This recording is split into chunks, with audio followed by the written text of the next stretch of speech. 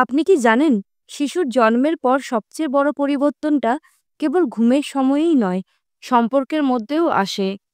একটা ছোট্ট প্রাণ পুরো পৃথিবী বদলে দেয়, কিন্তু সেই পৃথিবীর মাঝখানে মা আর বাবার বন্ধনটা অনেক সময় যেন কোথাও হারিয়ে যায়। আপনি কি কখনো ভেবেছেন, ভালো বাবা মা হওয়ার দৌড়ে আমরা কি একে অপরকে হারিয়ে ফেলছি? আজ আমরা কথা বলবো কিভাবে শিশুর প্রথম বছরে ভালোবাসা, বোঝাপড়া আর সম্পর্কে ভারসাম্য ধরে রাখবেন। কারণ সুখী দম্পতিই পারে সুখী সন্তান গড়ে তুলতে। ফার্স্ট পয়েন্ট, সম্পর্কের পরিবর্তনকে স্বীকার করা।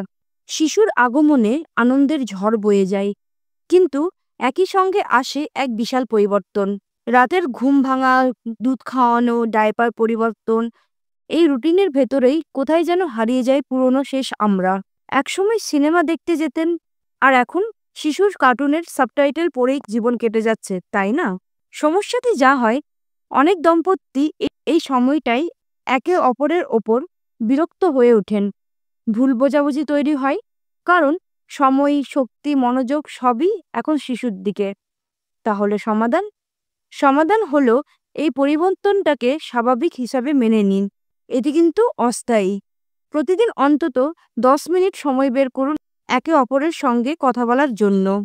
শিশুর প্রসঙ্গ কিন্তু বাদ দিয়ে বলুন, কেমন আছো আজ? এই ছোট্ট প্রশ্নটাই অনেক সময় বড় সেতু গড়ে তুলতে পারে। সেকেন্ড পয়েন্ট, যোগাযোগ বজায় রাখুন। অনেক সময় সম্পর্ক ভাঙে না রাগে, ভাঙে নীরবতায়। সমস্যাটি যা হয়, শিশুর দায়িত্বের চাপ, পরিবারের প্রত্যাশা, শারীরিক ক্লান্তি, এগুলো যোগাযোগের মাঝে দেওয়াল তুলে দেয়। আপনার মনে হয় ও বুঝবে না, আর সঙ্গীর মনে হয় ও তো আমার সঙ্গে কথাই বলছে না। সমাধান হলো প্রতিদিনের ছোট্ট ছোট্ট কথাগুলো শেয়ার করুন। আজ বেবি দুধ খেলো না, আমার একটু নার্ভাস লাগছে। এই কথাগুলো বন্ধুত্ব ফিরিয়ে আনে। রাগ হলে সরাসরি বলুন, কিন্তু দোষারোপ করবেন না। তুমি এটা করনি বলার বদলে আমি কষ্ট পেয়েছি বললে সঙ্গী আপনাকে আরো বেশি বুঝতে পারবে। আর যদি মনে হয় কথা বলার সময়ই নেই, তাহলে পরের টিপস আপনারই জন্য। থার্ড পয়েন্ট, আমাদের সময় তৈরি করুন। একটি শিশুর যত্ন নিতে গিয়ে অনেকেই ভুলে যান সম্পর্কেরও যত্ন দরকার। সমস্যাটি যা হয়, শিশুর ঘুমের সময় আপনি হয়তো গৃহকাজে ব্যস্ত, আর সঙ্গী ফোনে স্ক্রল করছেন। এই দূরত্বই ধীরে ধীরে মানসিক দূরত্বে পরিণত হয়। সমাধান হলো একটি নির্দিষ্ট আমাদের সময় ঠিক করুন। যেমন বেবি ঘুমানে একসঙ্গে চা পান করুন, 15 মিনিট ধরে হাঁটাচলা করুন, বা দুজনে মিলে পুরনো ছবি দেখুন। কিন্তু শুধু সময় নয়, মানসিক বোঝাপড়াও দরকার। চলুন দেখি কিভাবে সেটি গড়ে তোলা যায়। ফোর্থ পয়েন্ট, একে অপরের অনুভূতি বোঝা। প্রসবের পর মা মানসিক ও শারীরিকভাবে দুর্বল থাকেন। অন্যদিকে বাবা অনেক সময় নিজেকে বাইরে ফেলে রাখা অনুভব করেন।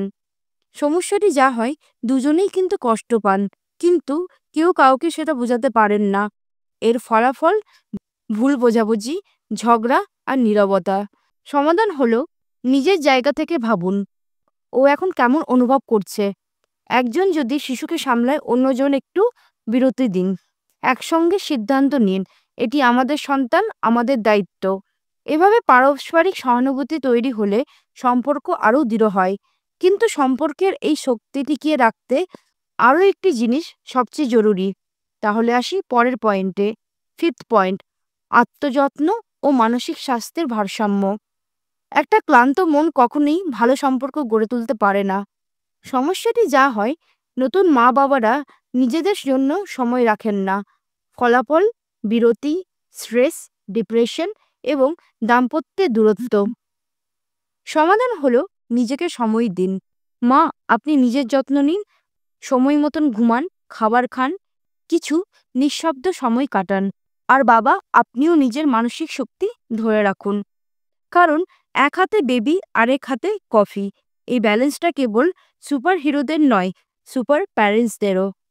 যখন দূরত্ব মানসিকভাবে স্থিতিশীল থাকে, তখন শিশুও সেই ভালোবাসার শক্তি অনুভব করে। কিন্তু একটা ভুল অনেক সময় এই সুন্দর ভারসাম্য নষ্ট করে দেয়। তাহলে আসি পরের পয়েন্টে। সিক্স পয়েন্ট, দোষারোপ নয়, সহযোগিতা করুন। তুমি এটা করনি, তুমি ওটা করনি, সবকিছু আমাকেই করতে হবে, এই শব্দগুলো সম্পর্কের ফাঁকে ফাটল ধরায়। সমস্যাটি যা হয়, দায়িত্ব ভাগাভাগি না হলে সম্পর্কের বোঝা একদিকে পড়ে যায়। সমাধান হলো দোষারোপ নয়, সহযোগিতা করুন। একজন বেবি সামলায়, অন্যজন রান্না করুন। একজন ক্লান্ত হলে অন্যজন উৎসাহ দিন। মনে রাখবেন, আপনারা দুজনেই কিন্তু একই দলে আছেন, বিপরীতে নন। এবং সবচেয়ে গুরুত্বপূর্ণ বিষয়টা এখন আসছে, যা শুধু আপনার সম্পর্ক নয়, আপনার শিশুর ভবিষ্যৎকেও প্রভাবিত করবে। যে দম্পতি একে অপরকে বোঝে, তারা শুধু সুখী জীবনই নয়, আত্মবিশ্বাসী সন্তানও গড়ে তোলে। শিশুর প্রথম বছরটা কঠিন, কিন্তু একই সঙ্গে সবচেয়ে সুন্দর। এই সময়টা শুধু পার হয়ে যাওয়াই নয়, একসঙ্গে বেড়ে ওঠার সময়।